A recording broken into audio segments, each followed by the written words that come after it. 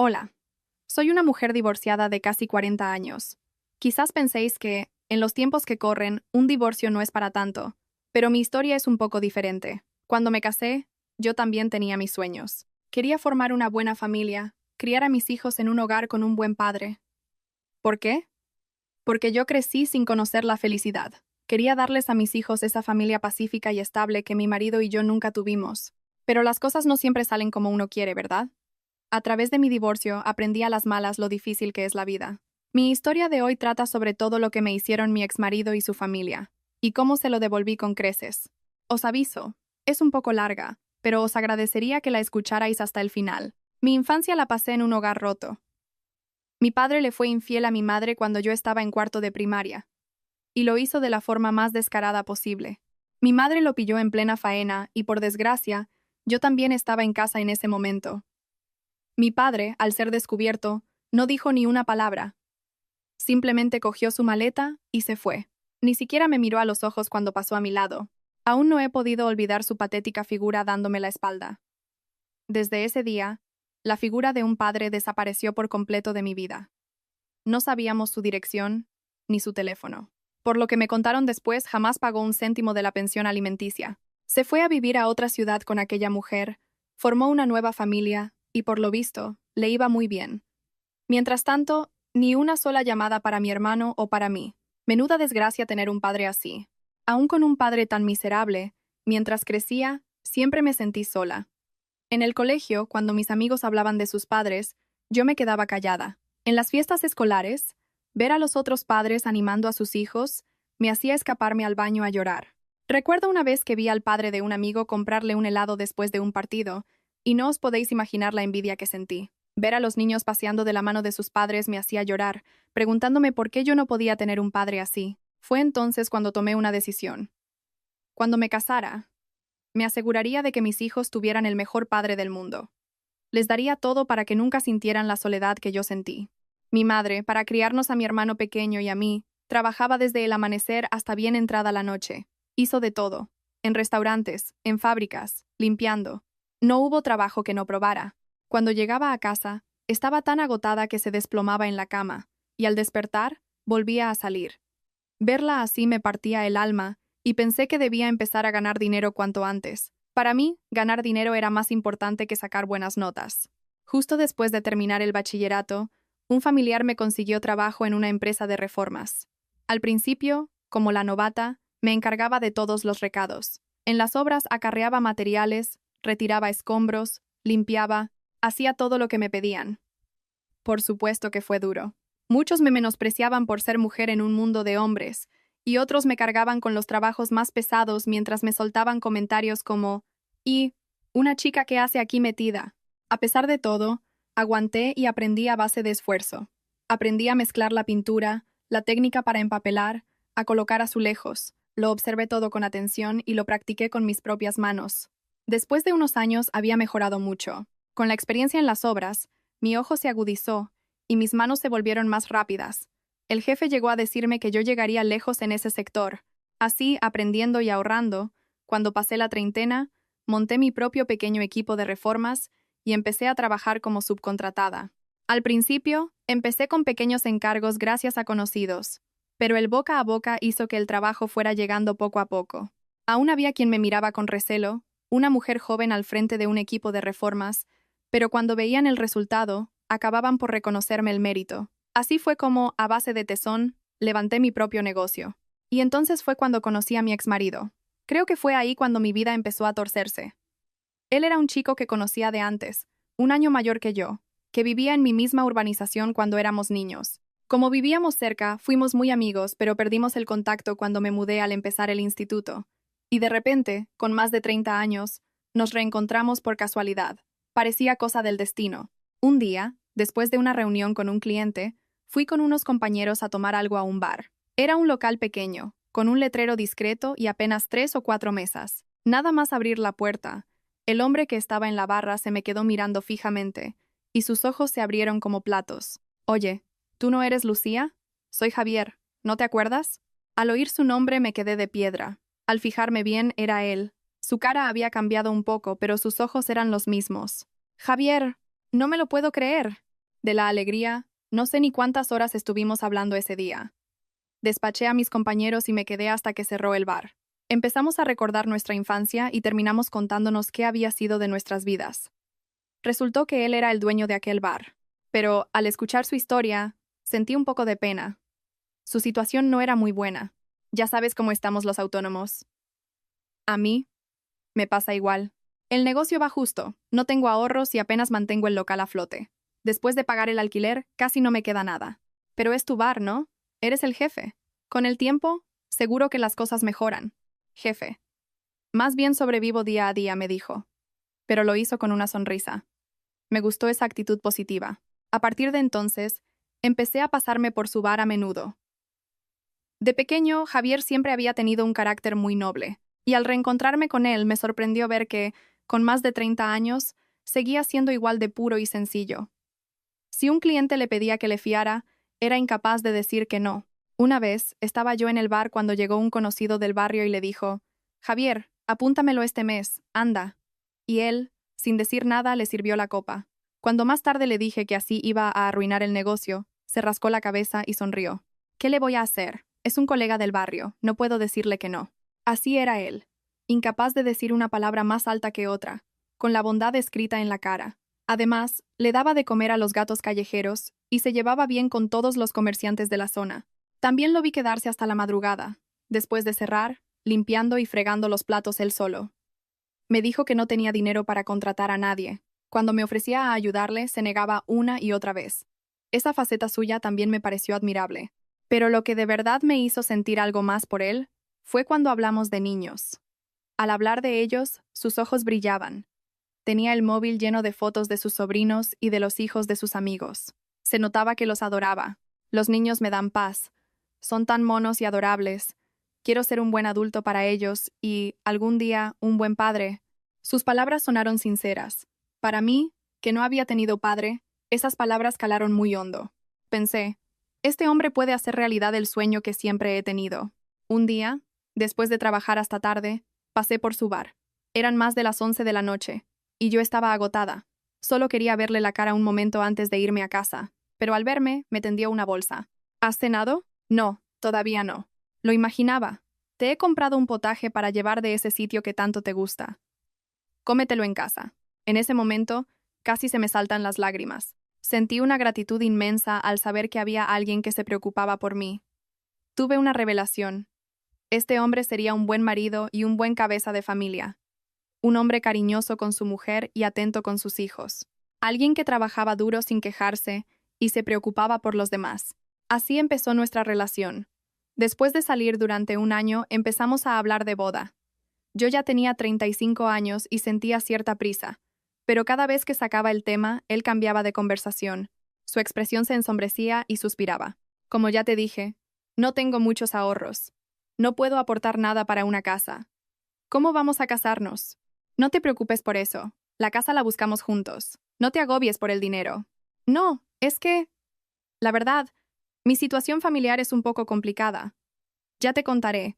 Al principio no le di importancia, pero seguía evitando el tema del matrimonio. Un día, extrañada, se lo pregunté directamente. Javier, sé sincero. ¿No quieres casarte conmigo?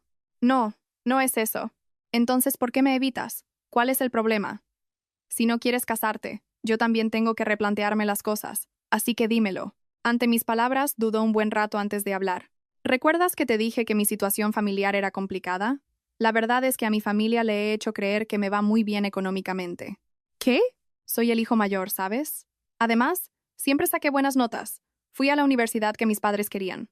Por eso, cuando les dije que iba a montar un bar, se opusieron firmemente. Sus expectativas eran altas, así que su decepción también lo fue. Como mis padres se preocupan mucho, desde que abrí el bar, he fingido que el negocio va viento en popa. Seguramente piensan que gano más de 4.000 euros al mes sin problemas. Me contó que, en la boda de un primo, delante de todos los familiares, su madre dijo: «El negocio de mi hijo va de maravilla. Nos pasa una buena paga todos los meses. Es un sol». Los parientes la envidiaban, y mi futura suegra se sentía orgullosa. Como ellos tenían esa imagen de él, continuó con la mentira. Con lo que ganaba en el bar apenas le llegaba para vivir, pero por su orgullo de hijo mayor, les enviaba dinero a sus padres todos los meses, gastando sus pocos ahorros y viviendo él con lo justo. Lo hacía por miedo a que descubrieran la verdad. Por el dinero que les envío cada mes, no he podido ahorrar nada y no podemos casarnos. Mis padres dan por hecho que si me caso, me encargaré de todo, de la casa y lo demás. Me conocen como el hijo exitoso que gana mucho dinero. No me veo capaz de cumplir sus expectativas, y me siento fatal por ti.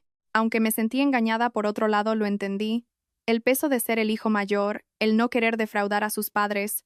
Yo había vivido algo parecido. Le di muchas vueltas. ¿Debía casarme con un hombre sin nada? Pero, pensándolo bien, el dinero se puede ganar. Yo trabajaba y mi negocio iba cada vez mejor. Lo más importante era si él podría ser un buen padre. Y de eso estaba segura. Solo había que ver cómo trataba a los niños. Al final tomé una decisión y se lo dije. Yo me encargo de la entrada para el piso. ¿Qué? ¿De verdad puedes? Preguntó con los ojos abiertos como platos. Con mis ahorros es suficiente. Pero con una condición. El piso estará a mi nombre. Yo me encargaré de la reforma y también llevaré la economía de la casa. ¿Te parece bien? Claro que sí. ¿Estás segura? Sí, no me importa. No sabes cuánto te lo agradezco, dijo, cogiéndome las manos. Entonces me pidió un favor más. ¿Podrías guardar el secreto a mi familia? Aunque sea una cara dura por mi parte. ¿Podemos decir que la casa la he conseguido yo? Es por mantener las apariencias. Que se supiera que la casa la había pagado yo lo dejaría en mal lugar ante sus padres. Me dio un poco de reparo, pero salvarle la cara de esa manera no me pareció tan grave. Al fin y al cabo, lo importante era que viviéramos bien juntos. Así que acepté guardar el secreto. Con la promesa de matrimonio, fuimos a conocer a sus padres. Javier les había llamado para decirles que íbamos de visita, y por lo visto se pusieron contentísimos. Su hijo por fin se casaba. El primer encuentro fue genial. Parecían personas muy amables y encantadoras. Cuando llegamos a su casa, la madre nos recibió en la puerta. «¡Pero qué chica más guapa!»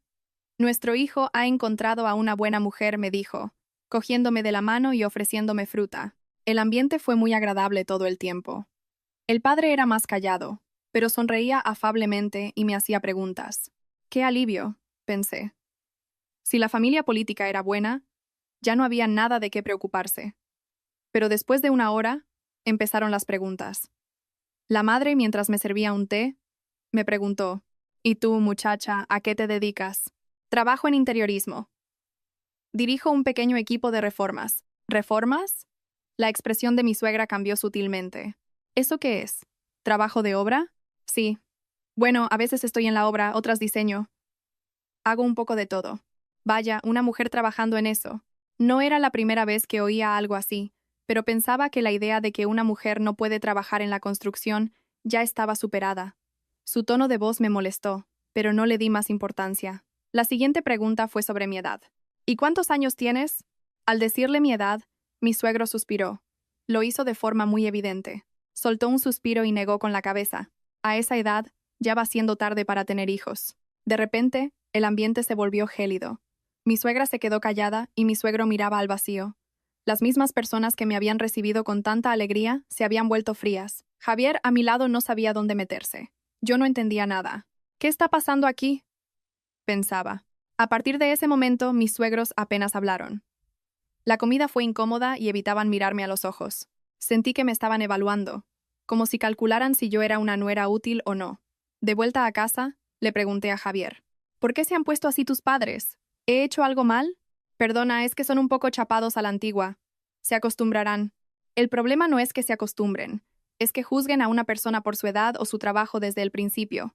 Lo sé, pero no los vas a ver mucho. Lo importante es que nosotros estemos bien. Conocer a mis suegros me hizo dudar del matrimonio. Pero vi que Javier les tenía mucho respeto, casi miedo. Cuando estaba con ellos, no se atrevía a levantar la voz y les respondía midiendo cada palabra. Así que pensé que lo mejor sería mantener las distancias con ellos. Verlos solo en Navidad o de vez en cuando y ya está. Me convencí a mí misma. Y, tal como le prometí a Javier, mantuve en secreto que yo había pagado el piso. Al final, nos casamos. Aún no sé por qué tenía tantas ganas de casarme en ese momento. Supongo que pensé que el matrimonio tiene su momento, y que si dejaba pasar esa oportunidad a mi edad, me costaría encontrar a otra persona. Sí, lo sé. Fue un error de cálculo monumental. Al empezar a vivir juntos, me di cuenta de que el bar de mi marido iba mucho peor de lo que pensaba. Había días en los que apenas entraba gente, y la mayoría de las veces no llegaba a servir ni 10 mesas en todo el día. Realmente, apenas sacaba para pagar el alquiler. Algunos meses incluso tenía pérdidas. Sinceramente, creía que lo mejor era cerrar el negocio. La ubicación era mala. Había mucha competencia, y el bar no tenía nada especial. Así que le sugerí que buscara otra cosa. Javier, si el bar sigue así, lo vamos a pasar mal. ¿Por qué no buscas otro trabajo? ¿Empezar de nuevo? ¡Qué pereza! ¿Pereza? Estamos hablando de nuestro futuro. ¿Y si nos arruinamos? No nos vamos a arruinar. Ya saldrá algo. Me di cuenta de que simplemente no quería empezar nada nuevo. Prefería seguir con lo que ya tenía. Aunque sabía que no funcionaba, le daba pereza cambiar. Su actitud me desesperaba. Pero como era su negocio, tampoco podía presionarlo demasiado. Unos 3 meses después de casarnos, de repente, me habló de expandir el negocio. Quiero trasladar el bar a un local más grande. ¿Qué? ¿Así de repente? La ubicación actual es mala. Si nos vamos a un sitio más grande, vendrá más gente. ¿No tendrás algo de dinero ahorrado? Préstamelo. En cuanto me vaya bien, te lo devuelvo. No daba crédito. Si apenas podía mantener el bar actual, ¿qué sentido tenía expandirse? Un local más grande significaba un alquiler más caro y una fianza mayor. Si no era capaz de gestionar lo que tenía, ¿qué iba a cambiar en un sitio más grande? La verdad es que en ese momento yo tenía algo de dinero ahorrado, mi negocio iba bien. Pero me pareció una idea terrible. Si se expandía en ese momento, la ruina sería aún mayor. Lo siento, pero no me parece buena idea. ¿Por qué? ¿No tienes dinero? No es eso. Es que expandirse ahora mismo es muy arriesgado. Esperemos a que la situación sea más estable. Al negarme, mi marido se vino abajo. Dejó de comer y se encerró en la habitación. Al verlo así, me sentí mal por haberme negado. No lo había hecho por falta de dinero, sino por falta de confianza en el plan. Pero él pareció interpretarlo como que no quería ayudarle. Después de eso, entró en una especie de depresión. Apenas hablaba, iba al bar sin ganas, y al llegar a casa se tumbaba en el sofá. Si intentaba hablar con él, me respondía con monosílabos. Javier, ¿has comido? Sí. ¿Qué tal el bar hoy? Normal. Era imposible mantener una conversación. Por mucho que intentara animarlo, no había manera. Un día me llamó su hermana, mi cuñada. Lucía. Mi hermano no parece estar muy bien últimamente. ¿Ha pasado algo? No, solo está un poco agobiado con el trabajo. ¿Es por problemas de dinero? No, no es eso. Me daba vergüenza contarle los problemas de casa, así que le di una respuesta evasiva. En ese momento, no tenía ni idea de por qué mi cuñada me había preguntado específicamente por el dinero. Por aquel entonces, ocurrió algo grave en la familia de mi marido. A mi suegra le diagnosticaron un cáncer de colon en fase inicial. Me llamó mi marido con la voz temblorosa. Cariño, mi madre tiene cáncer. ¿Qué? ¿Cáncer? El corazón me dio un vuelco. Por muy fría que hubiera sido mi suegra conmigo, era la madre de mi marido. Me preocupé mucho. ¿Qué tipo de cáncer es? ¿Es grave? Cáncer de colon, pero como es en fase inicial, con una operación se soluciona. Por suerte, al ser una etapa temprana, la operación era sencilla. Se podía extirpar con una endoscopia, y además tenían seguro privado.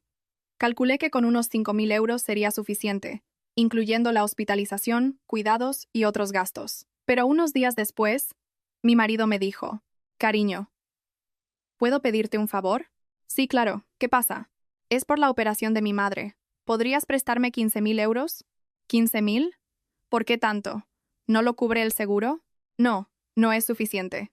Entre la hospitalización, los cuidados y otras cosas, hace falta más. No me dio más explicaciones. Algo no me cuadraba. ¿Por qué hacían falta 15.000 euros para una operación de cáncer de colon en fase inicial? Me parecía una cantidad desorbitada. Pero tampoco quería acosar a preguntas a alguien que lo estaba pasando mal, y tratándose de la operación de mi suegra, no podía negarme. Era una cuestión de vida o muerte. Y pensé, no creo que me esté mintiendo, ¿verdad? Al final, le presté a los 15.000 euros. Para que quedara constancia, se lo transferí y le envié un mensaje por WhatsApp, por si acaso. Te lo presto, ¿eh? Tienes que devolvérmelo. Sí, gracias. Te lo devolveré, te lo prometo. También le hice firmar un reconocimiento de deuda, aunque a él le sentó bastante mal. No entendía por qué entre marido y mujer teníamos que firmar papeles. Aún así, insistí en hacerlo. La operación de mi suegra fue un éxito. Cuando fui a visitarla al hospital, la vi coger la mano de mi marido y decirle, «Hijo mío, ¿cuánto te has esforzado para conseguir el dinero? Eres un sol, nuestro Javier».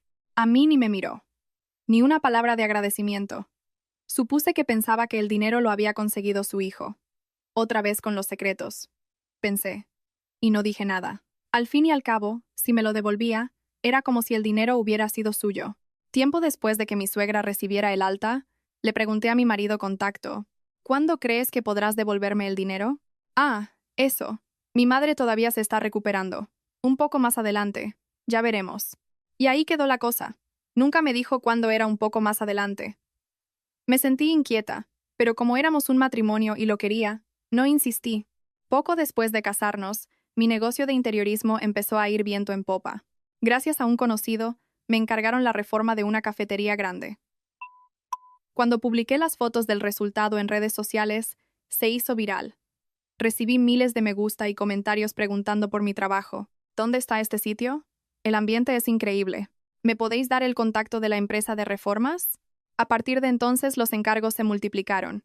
Cafeterías, restaurantes, oficinas e incluso reformas de viviendas. Tuve que contratar a 2 personas más. Trabajaba sin descanso, haciendo horas extra y yendo a las obras los fines de semana. Estaba agotada, pero ver que mi trabajo era reconocido y que los ingresos aumentaban me hacía sentir muy orgullosa. Sin embargo, no le conté los detalles a mi marido. Sabía que si lo hacía, volvería a salir el tema de expandir su negocio. Era evidente que me diría, si tienes dinero, ayúdame con mi bar. Sinceramente, no quería invertir el dinero que tanto me había costado ganar en un negocio que estaba abocado al fracaso. Mientras yo trabajaba día y noche, él se lo tomaba con calma. Si estaba cansado, no abría el bar. Si le apetecía beber, cerraba temprano. Por supuesto, tampoco le dije nada a su familia. Con ellos, menos todavía. Sabía que si se enteraban de que tenía dinero, se inventarían cualquier excusa para pedírmelo. Pensando en qué hacer con el dinero, decidí comprarle un coche a mi madre. Hacía poco que la habían operado de la rodilla y su coche viejo se había estropeado. Se movía en transporte público y con el dolor de rodilla era un suplicio para ella. Firmé el contrato del coche y se lo di como regalo sorpresa el día de su cumpleaños. Aún recuerdo su cara. ¿Qué es esto? ¿Un coche? Sí, mamá, es tuyo.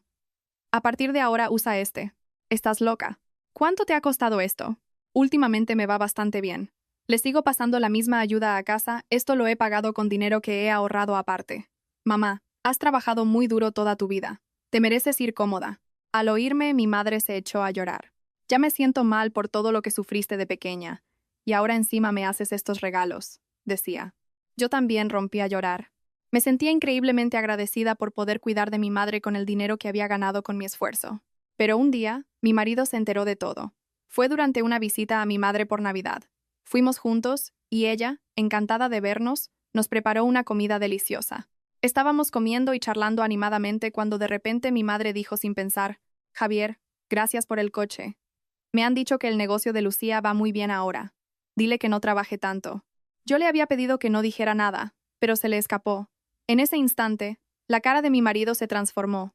Dejó los cubiertos en el aire y me miró fijamente. Sentí un sudor frío recorrer mi espalda. Mi madre, sin darse cuenta, siguió hablando. Mi hija lo pasó muy mal de pequeña, pero ahora que le va bien, no sabes lo contenta que estoy.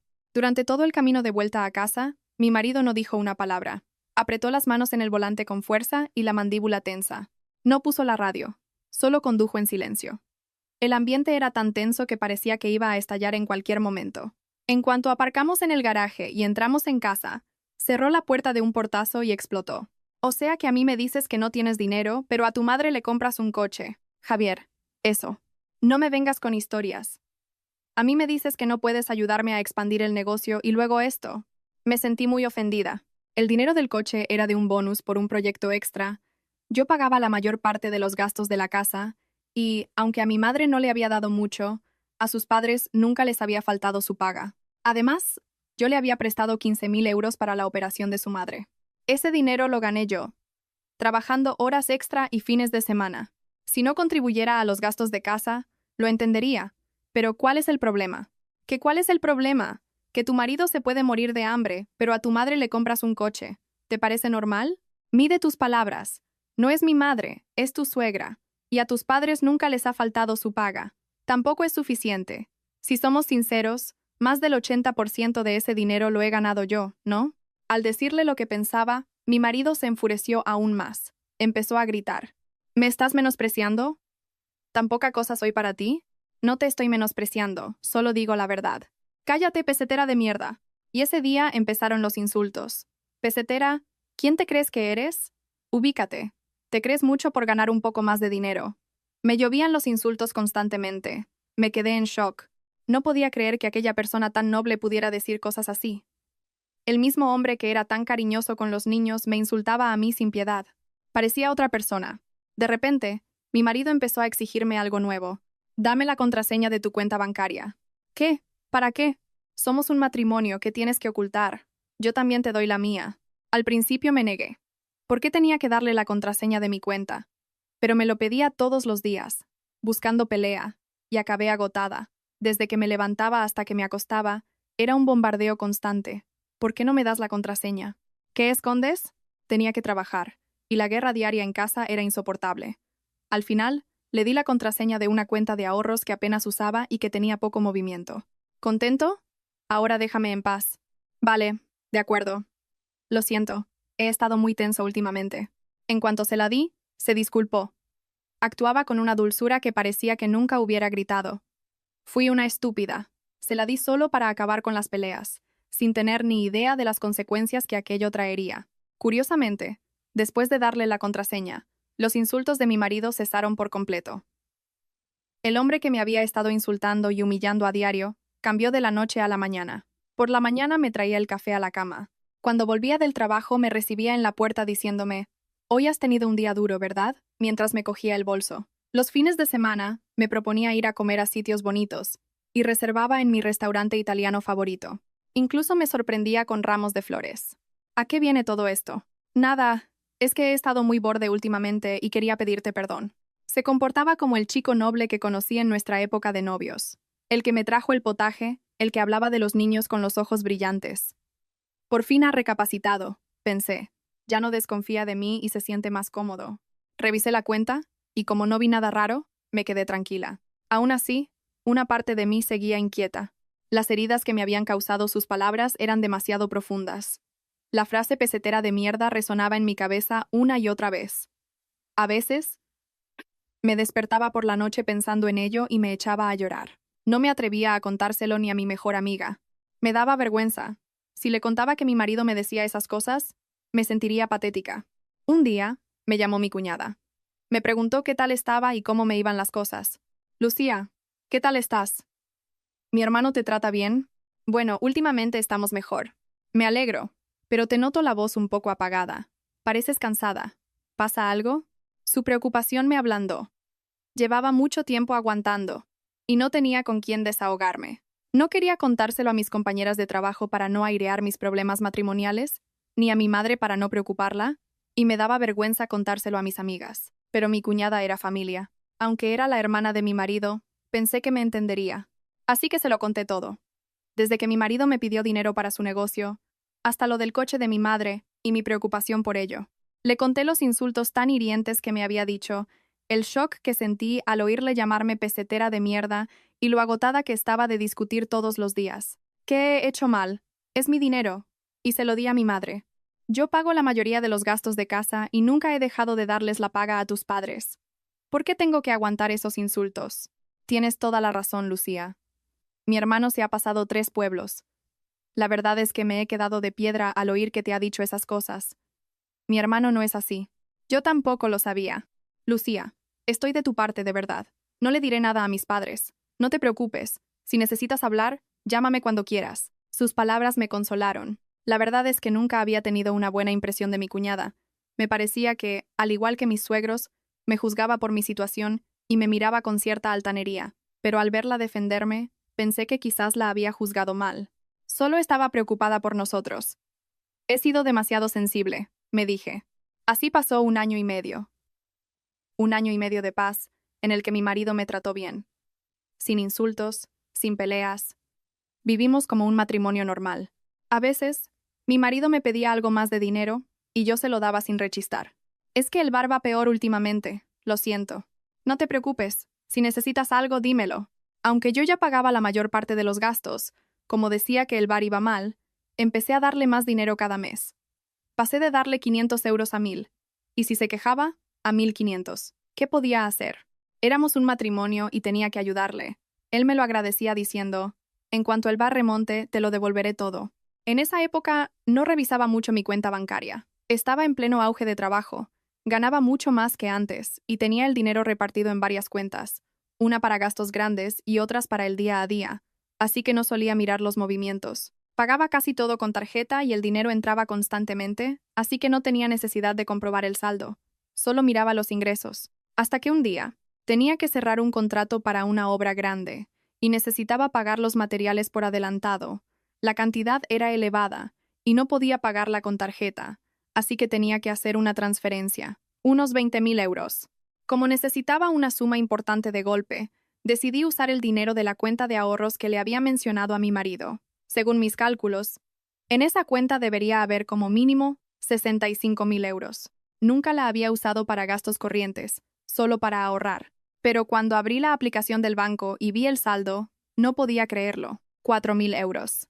Solo quedaban 4.000 euros. Pensé que estaba viendo mal. Me froté los ojos y volví a mirar. La cifra era la misma. Cerré la aplicación y la volví a abrir. Igual.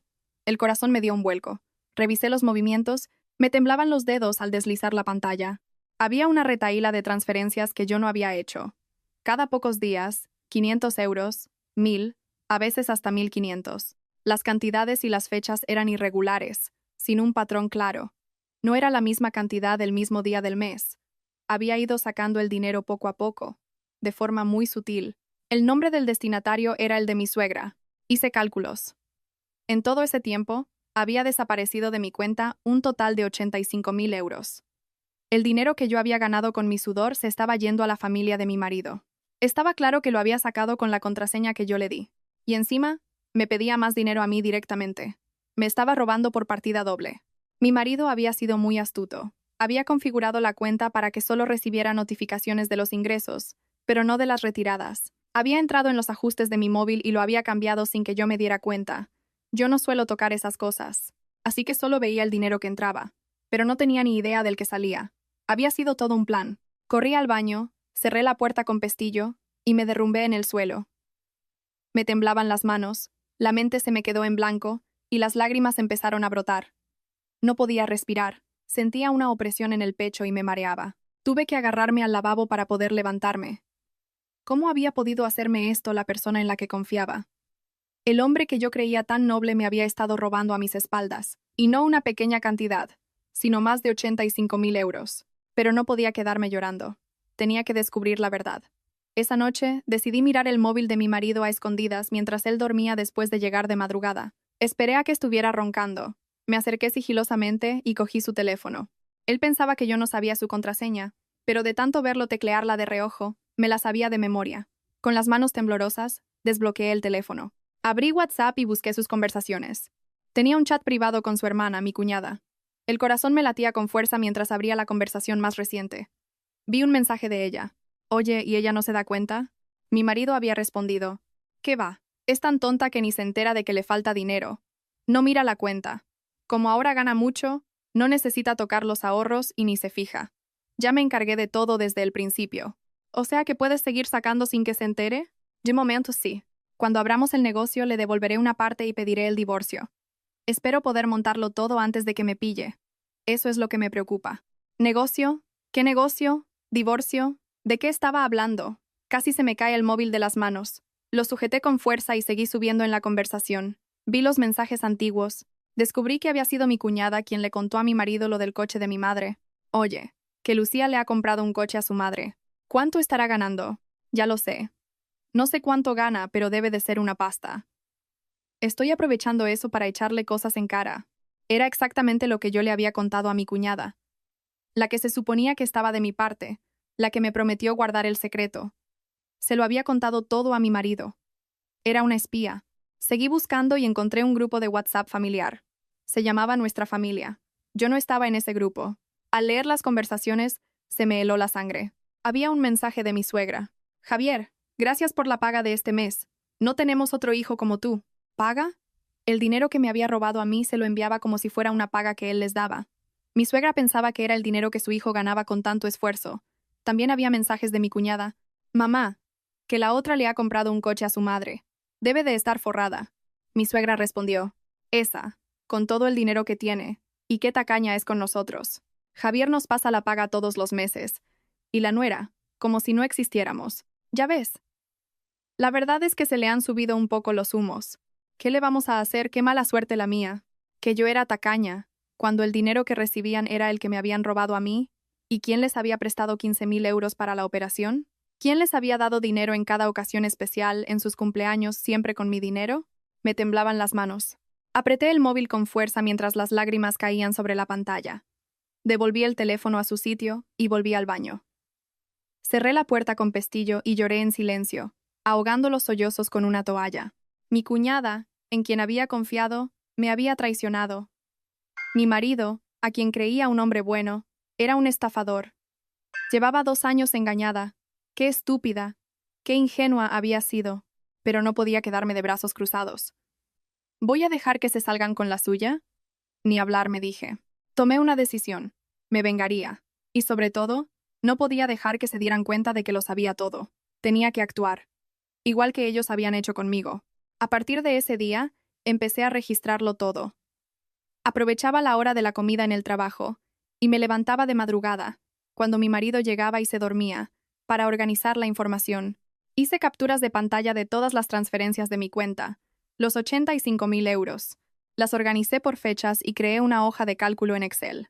Quería que se viera de un vistazo cuándo, cuánto y a dónde había ido el dinero. Necesitaba pruebas contundentes de que ese dinero había salido de mi cuenta sin mi consentimiento. Luego, recopilé todos los gastos que había tenido con su familia desde la boda.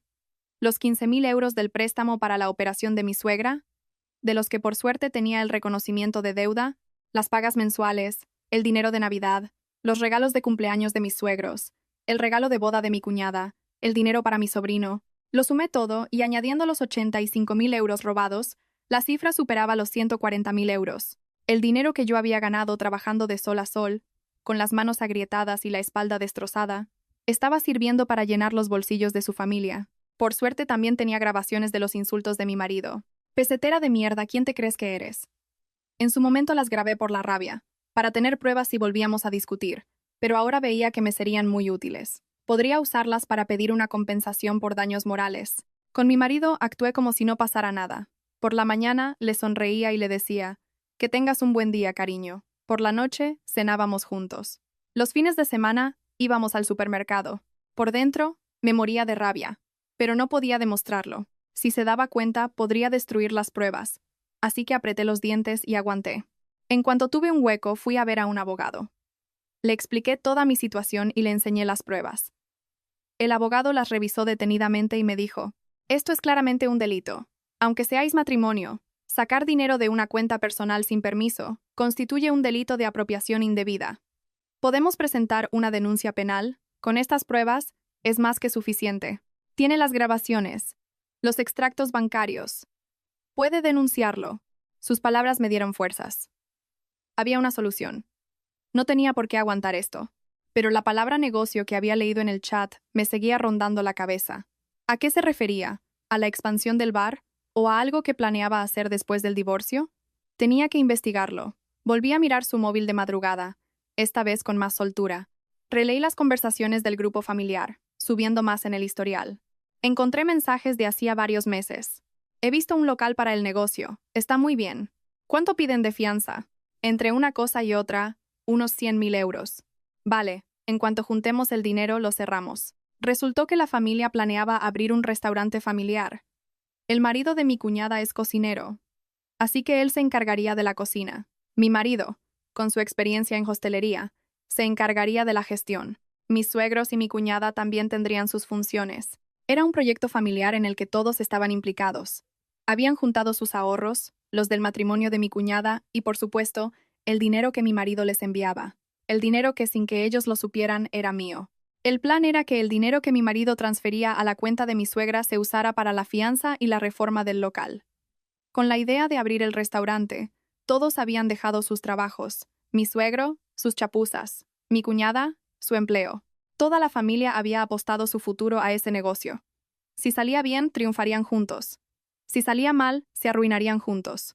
Aquí es donde tengo que atacar, pensé. Si les doy donde más les duele.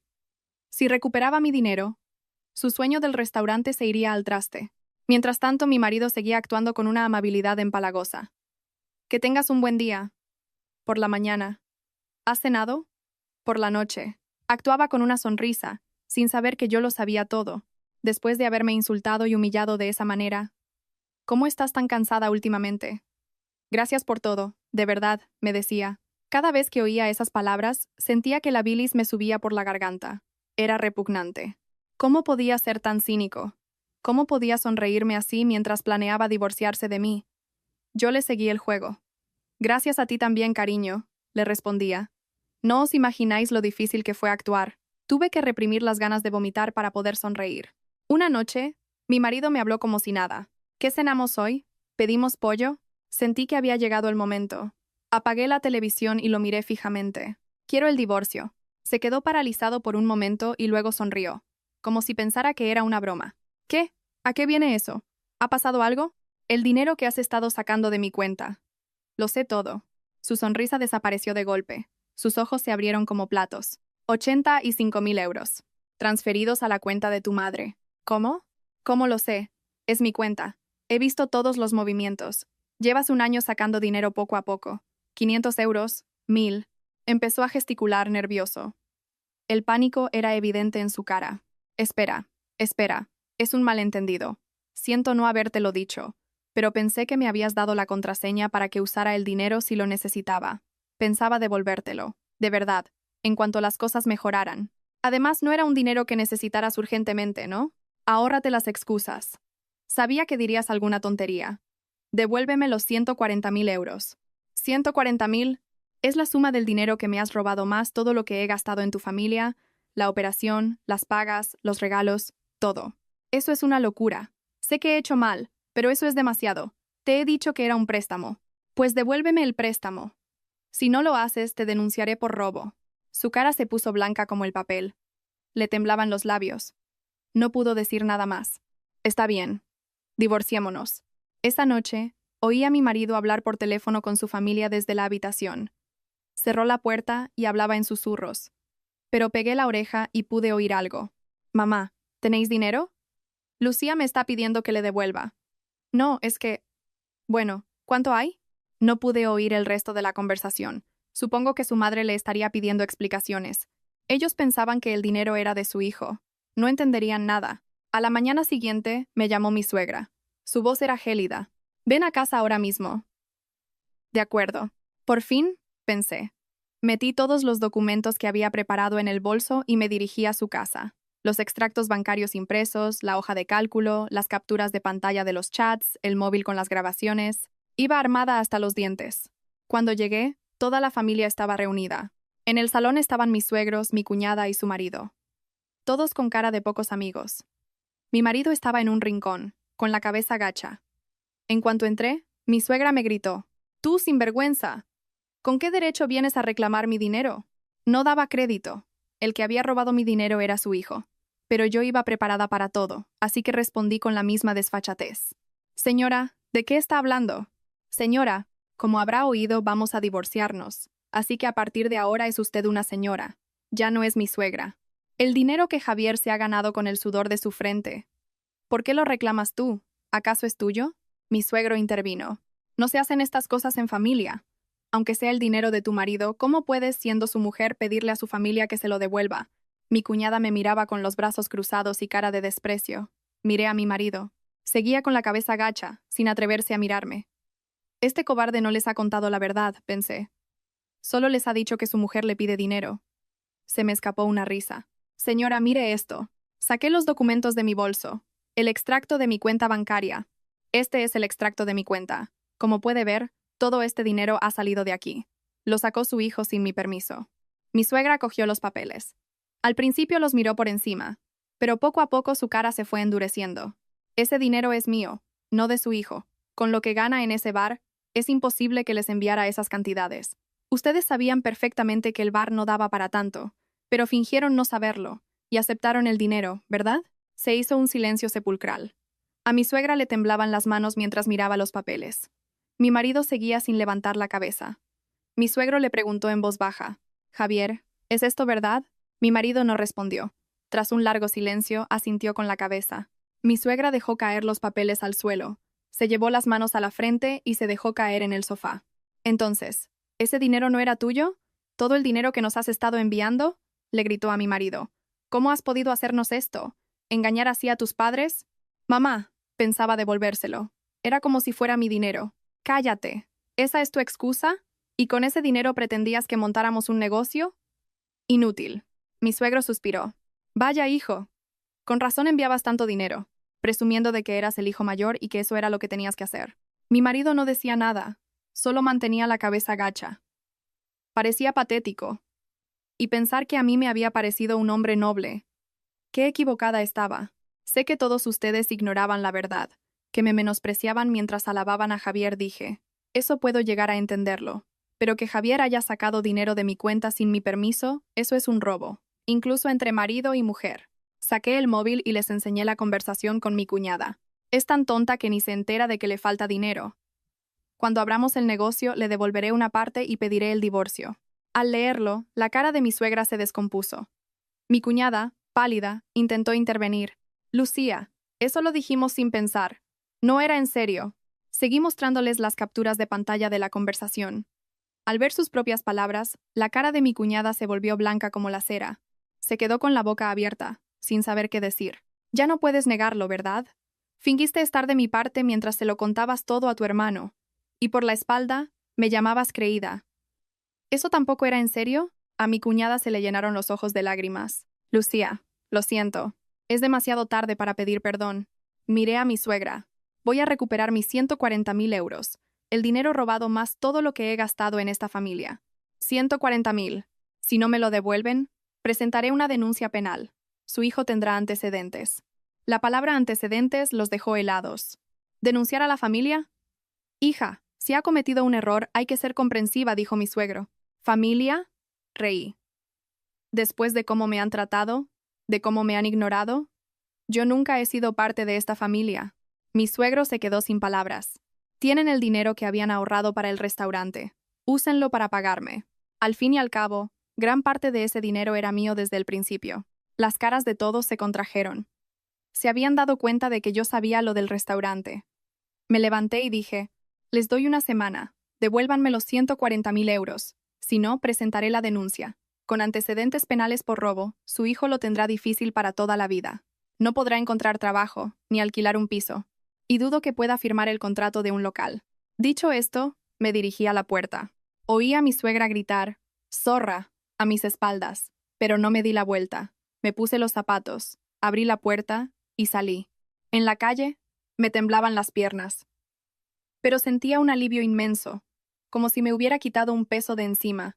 Una semana después, me llamaron. Fue mi marido. Su voz era apenas un susurro.